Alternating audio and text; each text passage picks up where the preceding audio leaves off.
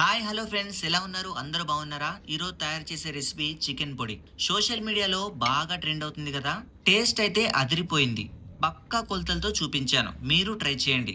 వేడి వేడి అన్నంలో ఈ చికెన్ పొడి ఒక్క స్పూన్ కాదు, 2-3 స్పూన్లు వేసుకున్నా పర్వాలేదు. అలా చికెన్ పొడి వేసుకుని ఒక స్పూన్ వేడి ఆయిల్ కూడా వేసి బాగా కలుపుకొని తింటే ఆహా, అమృతం. చూస్తుంటేనే ఒక ముద్ద తినేయాలనిపిస్తుంది కదా. ఒక్కసారి ట్రై చేయండి. ఈ చికెన్ పొడి టేస్ట్ మీకే తెలుస్తుంది. వీడియోని స్కిప్ చేయకుండా చివరి వరకు చూసేయండి.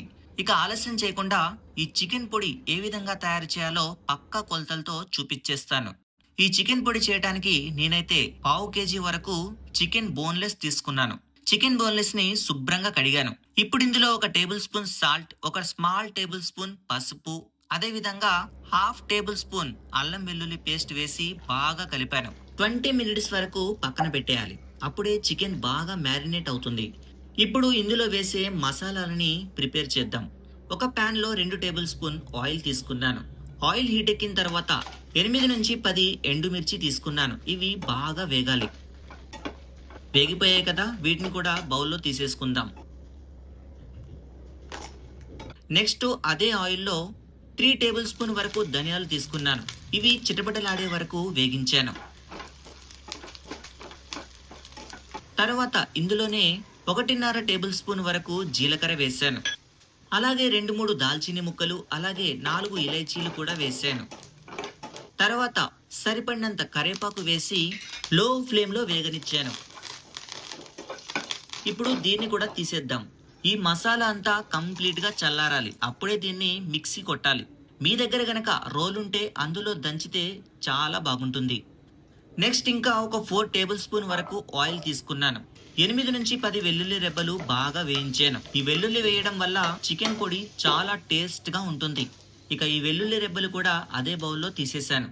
నెక్స్ట్ ఇప్పుడు ఇదే ఆయిల్లో మనం మ్యారినేట్ చేసుకున్న చికెన్ పీసెస్ ని వేసుకుని చికెన్ లో ఉన్న నీరు మొత్తం పోయే వరకు బాగా ఉడికించాలి.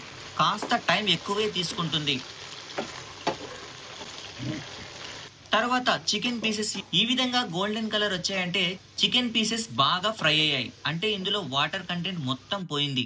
ఇప్పుడు ఈ చికెన్ బాగా చల్లార్చిన తర్వాత మిక్సీ కొట్టుకోవాలి. ఈ చికెన్ పొడి కోసం మనం ముందుగా తయారు చేసుకున్న మసాలాలు అయితే చల్లారాయి. ఇప్పుడు వీటిని మిక్సీ చేసుకుందాం. మిక్సీ జార్ లో ఈ మసాలాలు అయితే అన్ని వేసేసాను. కొంచెం గరుకుగా ఉండేలాగే పౌడర్ చేసుకోండి, అప్పుడే తినడానికి చాలా టేస్ట్ గా ఉంటుంది. నేను ఈ విధంగా గ్రైండ్ చేశాను. నెక్స్ట్ ఇప్పుడు అదే జార్లో చికెన్ పీసెస్ ని కూడా గ్రైండ్ చేసేద్దాం. చికెన్ పీసెస్ ని కూడా ఈ విధంగా మిక్సర్ లో పొడి చేశాను. ఇక్కడ మీరు చూడొచ్చు. ఈ విధంగా ముతకగా ఉండేలాగా పొడి చేసుకుంటే తినేటప్పుడు చాలా టేస్ట్ గా ఉంటుంది. ఈ మసాలా చికెన్ పొడి రెండు కలిపేశాను. ఫైనల్ గా మనకి చికెన్ పొడి అనేది రెడీ అయిపోయింది.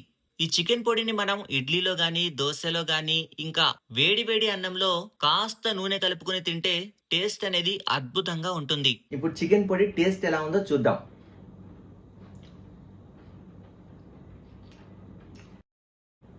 బాబా, చాలా బాగుంది. నేను ఏ విధంగా అయితే చేశానో మీరు కూడా అదే విధంగా ట్రై చేయండి ఇంట్లో. చాలా బాగా వస్తుంది మీకు కూడా. చాలా మంది చికెన్ పికిల్ చాలా ఇష్టంగా తింటారు. చికెన్ పికిల్లో మనకి చికెన్ పీసెస్ అనేవి కొంచెం గట్టిగా ఉంటాయి, నమిలేటప్పుడు సాగుతూ ఉంటాయి. ఈ విధంగా మీరు ఇంట్లో గనక చికెన్ పొడి చేసుకుంటే రోజు తినే అన్నం కంటే ఒక ముద్ద మీరు ఎక్కువ తింటారు.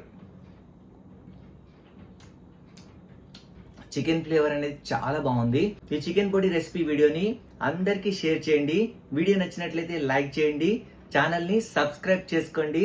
మరో కొత్త వీడియోతో మళ్ళీ మీ ముందుకు వస్తాను. Until then bye.